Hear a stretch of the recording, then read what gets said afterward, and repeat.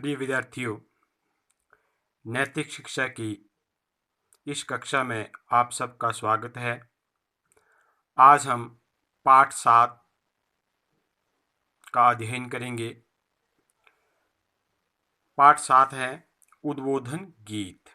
उद्बोधन अर्थात किसी को जगाना या प्रेरित करना। उद्बोधन का अर्थ होता है किसी को जगाना, प्रेरित करना। तो ये हमारे लिए उद्बोधन गीत प्रेरित करने वाला गीत है। उठ जाग मुसाफिर भोर भई, अब रैन कहाँ जो सोबत है।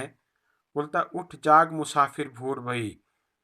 ये मुसाफिर जो शब्द है वो हम सब मनुष्यों के लिए आया है कि हे मनुष्य, हे मुसाफिर, उठ जा, भोर भई, सुबह हो गई है। हे मनुष्य या हे राहगीर, हे मुसाफिर, उठ जा, भोर भई, भोर करता है, सुबह हो गई है। अब रैन कहाँ जो सोबत है।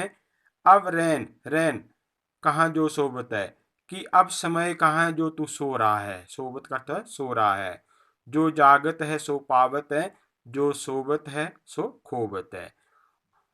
जो जागता है, समय पर जागता है, वह जीवन के अंदर सभी संपदाओं को, सुखों को प्राप्त करता है। और जो सोता रहता है वह जीवन में सिर्फ क्या है, जीवन के अंदर हर सुख को जो है वो खोता ही रहता है, व्यर्थ ही गंवाता रहता है समय को। तो उसके जीवन से सारी सुख सुविधाएं जो वो समाप्त हो जाती हैं।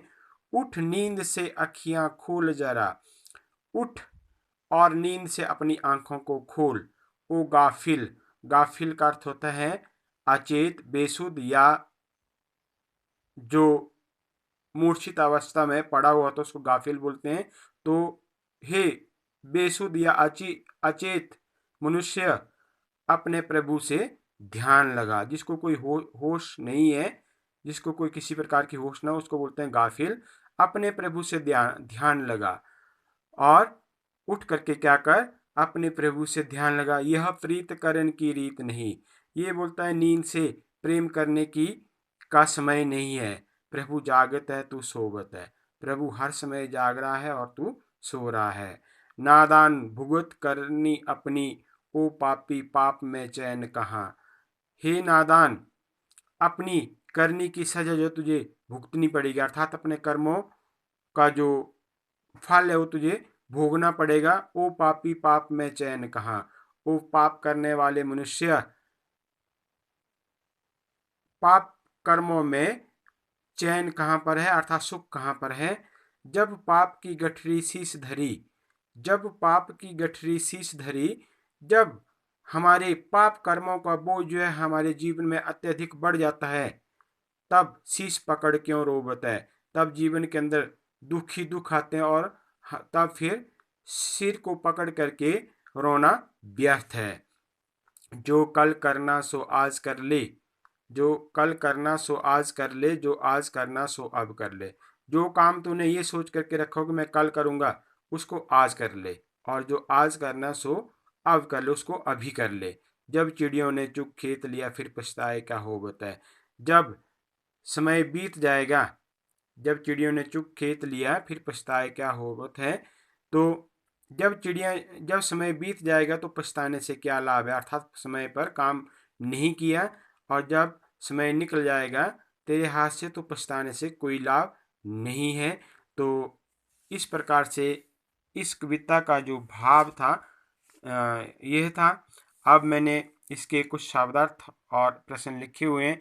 तो मुसाफिर, राहगीर, भोर, सुबह, भई, हो गई, रैन, समय, सोबत, सोना, जो सोता है, जागत, जागना, पावत, पाना, खोबत, खोना, गाफिल, अचेत या बेसुध, शीश, सिर, रोबत, रोता है। पहला प्रश्न है आपका इस पाठ का, इस गीत में मुसाफिर को जागने के लिए क्यों कहा गया है। इस गीत में मुसाफिर को जागने के लिए इसलिए कहा गया है कि हे मनुष्य, उठो, जागो, आलस्य त्याग कर अपने निर्धारित सत्य लक्ष्य की ओर बढ़ो। अर्थात जीवन के अंदर आप लोगों ने जो कुछ सोच रखा है उसकी ओर मेहनत करते हुए आगे बढ़ो। ईश्वर से प्रीत करने की रीत क्या है? ईश्वर से प्रीत करने की रीत ईश्वर का ध्यान करने से और बुराइयों से बचने से है। जब चिड़ियों ने चुग खेत लिया फिर पछताए क्या होवत है का भाव बताओ। इसका भाव यह है कि समय बीता जा रहा है, समय बीत जाने पर पछताने से कोई लाभ नहीं होगा।